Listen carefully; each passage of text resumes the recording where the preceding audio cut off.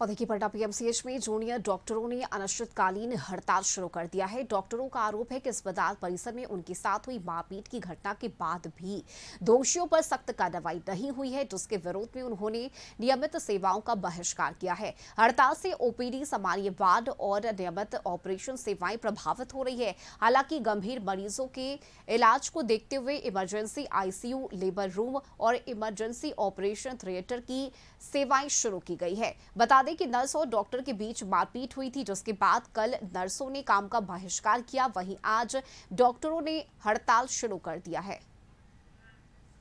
पटना के पीएमसीएच में junior doctor अनिश्चितकालीन बुधवार से हड़ताल पर चले गए हैं, जिसके कारण यहां पर आ रहे मरीजों को भारी समस्या का सामना करना पड़ रहा है। देखिए, दरअसल कल नर्स के पति के साथ मृत्यु हो गई थी, जिसके बाद डॉक्टर और नर्स के बीच जो मारपीट हुई, मारपीट के बाद यह स्पष्ट नहीं हो पा रहा है आखिरकार किसके तरफ से पहले कार्रवाई शुरू की गई थी। देखिए, डॉक्टरों ने बड़ा आरोप लगाया है कि अस्पताल में उनके साथ मारपीट की घटना हुई है, लेकिन दोषियों के खिलाफ अब तक सख्त कार्रवाई जो है वो नहीं की गई है। इसी के विरोध में जूनियर डॉक्टर एसोसिएशन ने नियमित सेवाओं का बहिष्कार करने का फैसला लिया है और हड़ताल के कारण ओपीडी, सामान्य वार्ड और नियमित ऑपरेशन सेवा प्रभावित हो रही है, जिसके कारण यहां पर आए मरीजों को लगातार समस्या का सामना करना पड़ रहा है। हालांकि मरीजों की गंभीर स्थिति को देखते हुए इमरजेंसी आईसीयू और लेबर रूम और इमरजेंसी ऑपरेशन थिएटर की सेवा को हड़ताल से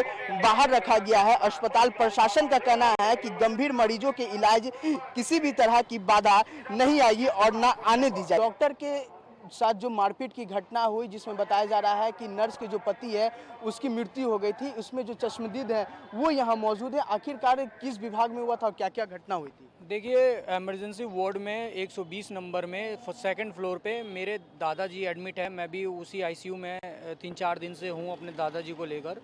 और वहीं पे एक पेशेंट आया, उनके साथ उनके जो रिलेटिव वगैरह थे जो लेकर आए थे, वहाँ पे उनके डॉक्टर से उन्होंने दिखाने उखाने की बातें कर रहे थे, वहाँ ट्रीटमेंट वगैरह की बातें चल रही थी। थोड़ी देर में उनके जो पेशेंट को लेकर आए थे उनकी डेथ हो गई। पेशेंट की उनकी डेथ होने के बाद फिर ये थोड़े से आक्रोश में आ गए। उनके जो भी रिलेटिव उन्हें लेकर आए, डॉक्टर से आर्ग्यूमेंट बहुत सारी हुई और उसके बाद में आर्ग्यूमेंट होने के बाद थोड़ा सा डॉक्टर का शायद उन्होंने कॉलर वगैरह पकड़ लिया। मैं एग्जैक्ट नहीं बता सकता, पर कॉलर वगैरह पकड़ लिया था। इस बात पे डॉक्टर का भी कुछ रिएक्शन आया। रूम के अंदर बातचीत हुई, आपस में क्या डिस्कस कर रहे थे, क्या हुआ था, उनके चोट लग गई, डॉक्टर ने मारा, इन्होंने मारा, ये खुल के नहीं आया क्योंकि ये सारी चीज़ें रूम के अंदर हुआ।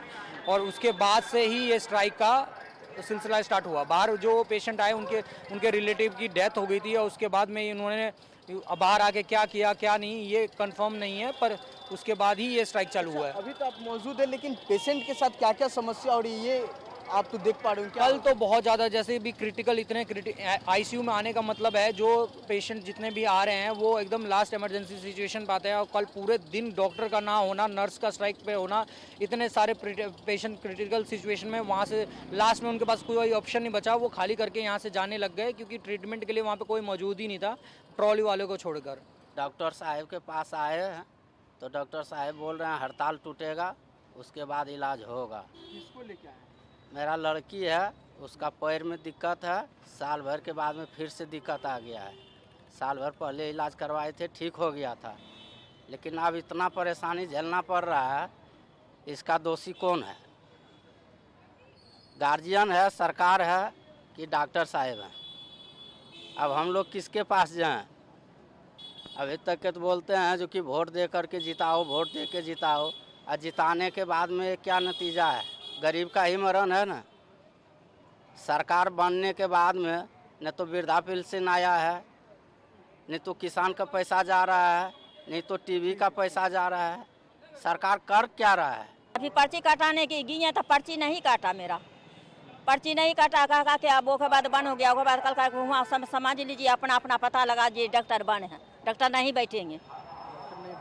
हाँ, नहीं डॉक्टर नहीं बैठेंगे। हम बहुत परेशान है, अपने हाथ उठा कल्ले से हमको।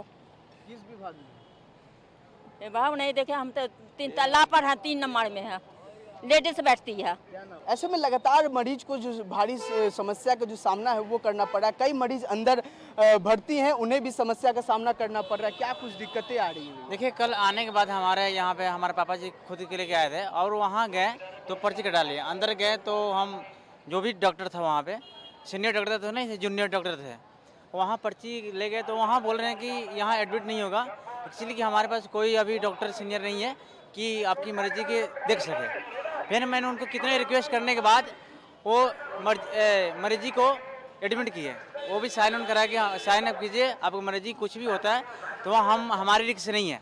आप बताइए, जब हम हॉस्पिटल में आए, एक तो हम परेशानी होके कितने दूर के बाद हम आए, अब यहाँ के डॉक्टरों ने बोला कि हाँ हमारी कोई रिस्पॉन्स नहीं है।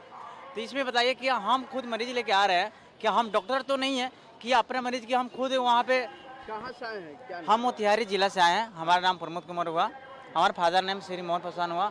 अगर हम खुद लेके हमारे पिताजी के लेके आ रहे हैं, खुद को उसका जिम्मेदार हम लोग तो नहीं है। तो कहीं ना कहीं देखा जाए तो जिस तरह से जो अंदर मरीज एडमिट हैं उन्हें भी समस्या का सामना करना पड़ा, जो नए मरीज आ रहे हैं उन्हें भी समस्या का सामना करना पड़ा। हालांकि जो अस्पताल के जो प्राचार्य हैं उन लोगों का कहना है, जो प्रशासन है, कि जो गंभीर मरीज है उनका इलाज जो है वो किया जा रहा है। और अब देखना होगा कि आखिरकार जो जूनियर डॉक्टर है वो कब तक हड़ताल पर रहते हैं और हड़ताल के दौरान जो लोगों को समस्या का सामना करना पड़ रहा है वो भी सामने आपको देखने को मिल रहा है। कैमरा पर्सन अली के साथ मैं अंकित कुमार, पटना।